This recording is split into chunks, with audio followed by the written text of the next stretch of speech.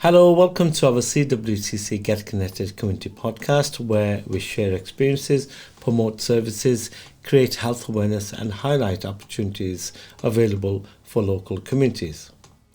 Health support groups play an important role in helping people feel less alone, offering practical advice, shared experiences and emotional support for those living with long-term health conditions. They also raise awareness, provide trusted information and create safe spaces where people can connect, learn from one another and access support within their local community. Today we have the pleasure of speaking with our guests from the Tameside Pulmonary Fibrosis Support Group, Sue Green and Barbara Evans, who support people living with pulmonary fibrosis across Ashton, Oldham and the wider Greater Manchester area. Let us explore the important work of the group and the difference they are making in the lives of many people and families. Sue and Barbara, welcome to our podcast studio. Thank you. Tell us what inspired you to create the Tameside Pulmonary Fibrosis Support Group? It was my husband Clive who came up with the idea originally. He had pulmonary fibrosis. And we'd been to another support group at Wythenshawe Hospital, which was a long way to get to. Traffic and everything, it was not easy. So there was a lady there from a charity called Action for Pulmonary Fibrosis who was asking people to set up support groups. Yeah. So when he came home, he said, "What do you think?" He said, "We've got nothing, there's nothing in the area, you see." Yeah. So I said, "If that's what you want to do, let's do it." And we did, we started and we had some posters, we delivered them to doctors' surgeries. I think there was something like 47 surgeries around Tameside. Right.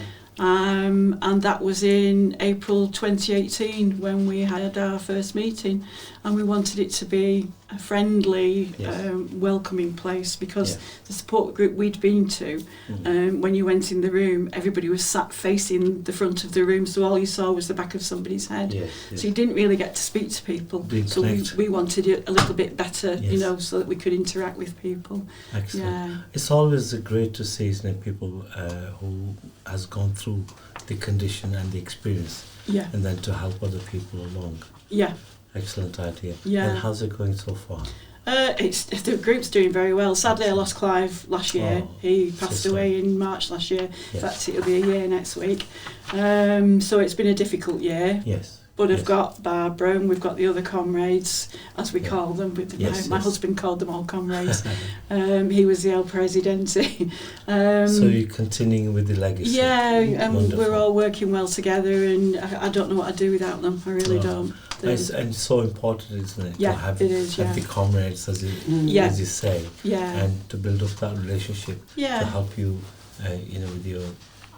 with your condition and also your well-being as well. Yeah. Wonderful to see that. Yeah. So in terms of pulmonary fibrosis, for the listeners who may not know what it is, can you explain what is that condition? Shall I do it? Yeah, if you want. It's a life-limiting lung disease with no defined prognosis, no clear pathway and no cure.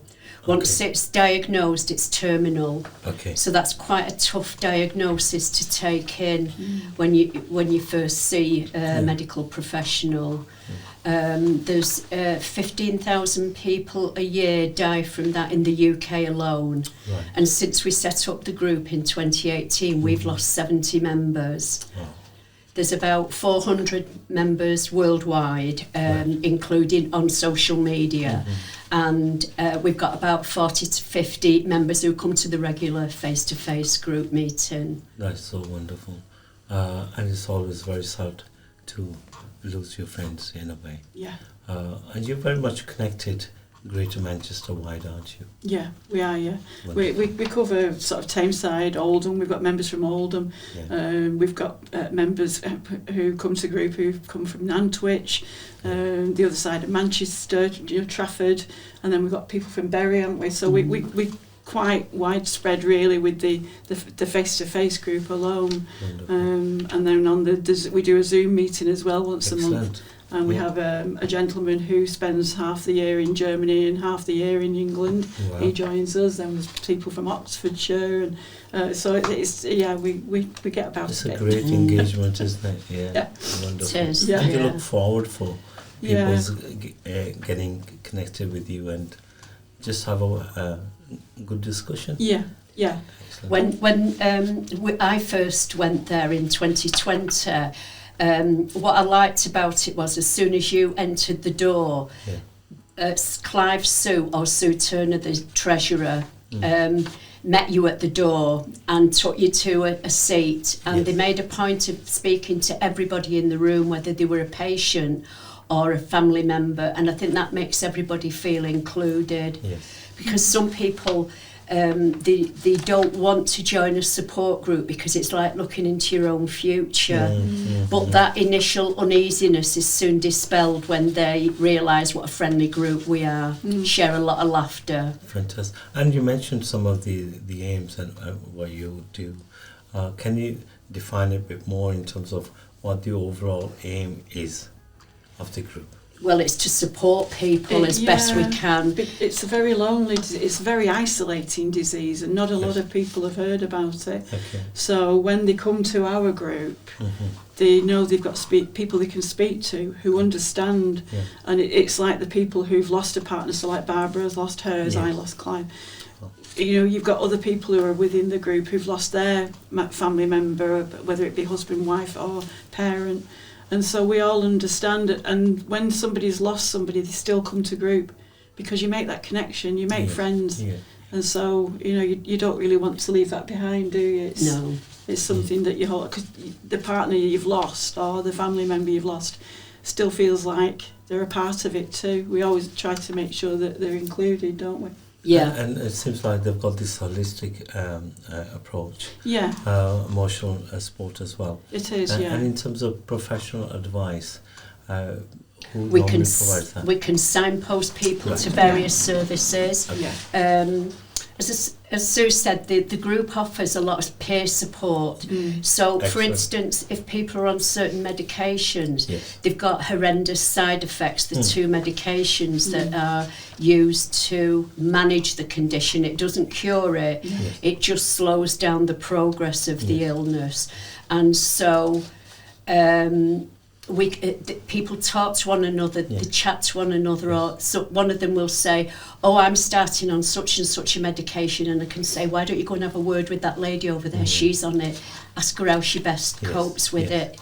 Things like that, peer support, medical support, accessible information. Coping strategies. To cope. Everybody copes with things in a different way, and it might be a way you've not thought of, but it might help you. Yeah. I mean, it must be very difficult for people to find out about the condition. Yes. And educating them and becoming awareness is very important. Yeah. Because it allows them to try and lead a normal life. Yeah. Yes, it is. You're not always told a lot when you're first diagnosed. Yes. Some people are diagnosed and sent away with no information, which is very difficult. So the first thing that you usually do is go onto Google, and that's terrifying. So that's one thing we don't advise people to do. But things are improving. Wythenshawe Hospital is very good. We do a lot with Wythenshawe and Tameside Hospital, and we've got Oldham Hospital as well. Dr. Kwong at Oldham is involved with the group. What a lovely man he is as well. So we've got the support of professionals. Professional services, Excellent. I'm doing a wonderful job. And do you enjoy it yourself? Yeah, very much. Yeah. As Sue said about raising awareness, we try and go to as many community events as we can, because sometimes it's not just about interacting with the general public, it's about meeting other groups and making that connection that can perhaps help some of our members. And I've seen that many groups that are networking that we've been through, especially through Action Together. You seem to be there all the time, which is great, isn't it? And it's getting to know who else is out there. That's right. It's important. Because it's this disease is often confused with COPD, because it's a problem with breathing. But the difference being that with pulmonary fibrosis, your lungs become very, very stiff. Yes. And so that reduces the ability to breathe. When Clive was in the latter stages of the disease, they told him he's working on 1/3 of one lung. So imagine trying to, keep going. Yes. It's a bit like, we always say it's a bit like breathing through a straw and trying to carry on doing what you do. It's impossible. And others have described it as breathing through cling film. Right. And it's true. That is just what it feels like. Sure. Yeah. Is there an age factor with this condition? You mean like for a cause of what's caused it, or? Could it occur at any age, or is there a specific age that tends to occur? Most of our group are over the age of 55 or 60. Yeah. Because it can be caused by some autoimmune conditions can trigger it off. Yeah. Certain medications and environment or chemical exposure. So we've got members from the fire service and from the building trade. Obviously they've breathed in a lot of things over the years. But sometimes the cause is never known. I mean, they are looking at the moment at a lot of air pollution. Yes. Thinking that that might be a cause. In terms of helping people with their oxygen, so forth, what activities do you get them to do? That's something that the consultants will deal with. Usually, what they recommend is pulmonary rehabilitation, where they can go and they do certain exercises and they're monitored by professionals, and then they take those exercises home and do them at home. Keeping moving for as long as possible is the one thing that is always recommended. Because because if you don't, it's getting the oxygen pumping around through your blood. If you don't use your body and you don't move, then they say that the oxygen is not going to where it needs to be, which makes it even more difficult. But the trouble is, when you can't breathe, keeping moving is not always the easiest thing to do, and there's a lot of anxiety. When you stand up and you can't breathe, there's a lot of anxiety issues. We've got several members in group that are suffering with that at the moment, and it's really difficult. So how often do you meet in a week? Just once a month at the face-to-face group, and then we do the monthly Zoom meeting. We have a monthly newsletter and a social media presence, and Sue updates social media nearly every day. With either things that are going on in the PF world or what as a group we've perhaps done to raise awareness, to raise funds. And this year we've been very lucky that we've taken on some volunteers. We've been looking for volunteers for a while, but we've hit upon the idea of asking for people, could they volunteer for 3 hours a month, which is quite doable for most people. It is. And we've managed to get 6 people now on a regular basis, and they come, they help with the setting up of the room, serving the teas and coffees and refreshments, so it enables the committee, the 7 members of the committee, to do more interaction with the members, because they've always got something to tell you, or they've got a problem with medication, problem with treatment, not getting appointments. So it is important. Sue used to do it all on her own at one time. She used to be just flying around, whereas now we've got more time to do it. Excellent. And obviously when new members arrive, you want to make them feel welcome as well. And it's a good opportunity for them to learn as well. And make connections with people. It is. And de-isolate themselves as well. It is. It's we good. find with PF as well that sometimes when you are initially diagnosed with the disease, sometimes it's described as being breathlessness and a cough. And sometimes family and friends, they look at you and they don't always see that you're suffering with a terminal disease. And so sometimes friends and family, they just drift away. Yeah. So it's very isolating. Well, hopefully through this podcast you'll get volunteers and you'll get people going to doctors and identifying the condition and become more aware. Yeah, and that's the thing, is when you go to the doctor with a cough that you've had for a little while, you know, you could, as well as the doctor looking at you for things like COPD or asthma, they should be looking at pulmonary fibrosis as well. You know, it's because the symptoms can be very similar, but they don't seem to look. And the thing is, to be quite honest, I didn't know of the name, let alone about identifying the condition. Yeah, and it sounds, when you listen to somebody's chest who has pulmonary fibrosis, it sounds like Velcro being ripped apart. So if a doctor hears that, then that should set alarm bells ringing. Yeah. Okay, wonderful. Yeah. You mentioned a couple of people who you work with, like the hospital, the doctors, etc. Who else have you had the opportunity to work with, or you're working with? Well, we work closely with Action Together and Health Watch. There's the oxygen service as well. The oxygen service. Mainly Tameside Oxygen Service that we work with as well. The oxygen team there are really good. They'll often come to our meetings to sit and talk with people.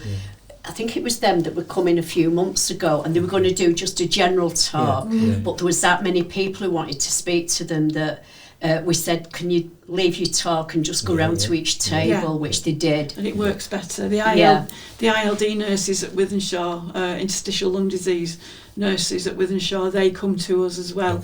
And they do the same thing, don't they? They actually go around to each table. Because the thing is, sometimes when they stand in the front of a room and say, has anybody got any problems with this? People sort of do that. Whereas if they're at a table with you, people will speak to them. That's right, yeah. Excellent. And are you able to take your members, transport them to events? Or we've just done one to the Fire Service Museum in Rochdale. And it worked out really well. We got the funding to hire a minibus, to pay the entrance fee for the members and to provide the lunch from the cafe there. So it worked really well. And we explained to them as well that our members get tired easily, so there was plenty of places to sit down, Excellent. I was actually part of that planning at the fire station in Rochdale. Oh, were you? Was you? At the initial stages. Right. Heritage funding. Yeah. So I was part of the partner to support the initiative. It's a brilliant place. Nice place. Yeah, we're thinking of going again in a couple of weeks. Yeah. Well, you're most welcome to this place as well. We've got lots of activities happening. Yeah. And if you want to put up an event, a karaoke or something. Let's do some 50s, 60s. He's obviously never heard us sing. That'd be great. So, how would people get in contact with you? Well, we've got a website now, so it's tpfsg.co.uk, and we've got the email, which is tpfsg and the number 1 at gmail.com. And then we've got phone number, which is 07533 802620. Doing well there. I don't know if you can remember yours. We've got 2 new numbers that we've just set up as well. We'll put it at the bottom of the well, if we leave a poster with you, it's all on there as well, so you'd be able to do it from there. We'll put the posters up here anyway and give them away. But certainly on the podcast we'll put it there as well. Yeah, please do. Is there anything that you would like to add or we missed that you could contribute? Well, we do get a lot of support from 2 local Rotary groups. After receiving some funding from one of them, they provided us with a mentor who helps with setting up a funding application. And she'll come along to group quite often, and her mum died of PF, so she got quite a close link with it. The other Rotary group, they provided funding, and they put us in touch with a printer who offers us a really good price, for doing printing of the leaflets and which is good. And so we always try and invite funders and supporters, and we've even got John Henshaw, the local Northern comedy actor as our ambassador. Excellent. After doing a talk. Yeah. Oh, Yeah. He's lovely. We're He's always really on the good. lookout for speakers Yeah. from any walk of life, really. Yeah. Wonderful. Yeah. Well, anyway, sorry. Sorry, I was just going to say the other thing I could add is we do a around the world with TPFSG, Okay. and what it is, people take our poster. And they hold the poster and they have a photograph taken either in a particular place, you know, with a name behind them, or just on a beach somewhere. And we use that to raise awareness. Yeah, yeah. And the most recent photograph, she knows what I'm going to say, the most recent photograph that we've had was from Andy Burnham at his office, not on a beach somewhere, but in the office. And it was one that I've been trying to get for a long time. Oh, I've managed to do a podcast with him in Rochester, Oh. and he called us a jewel in the crown. Oh. Yeah, he's Wonderful. it was really good to get this picture. Well, hopefully with this podcast you're going to get a lot of response. Yes, yeah, hopefully. Thank you so much for coming Thank to this you. talk. Thanks for Hope you inviting enjoyed us. Yeah, And thank you. you get lots of support and awareness. Thank you. Thank you. Thanks Thank very you. much, Mohammed. Take Thank care. you. Please get in touch with the group for further information about the Thameside Pulmonary Fibrosis Support Group and the support they provide. Don't forget to visit CWTC here for many diverse opportunities. God bless and take care.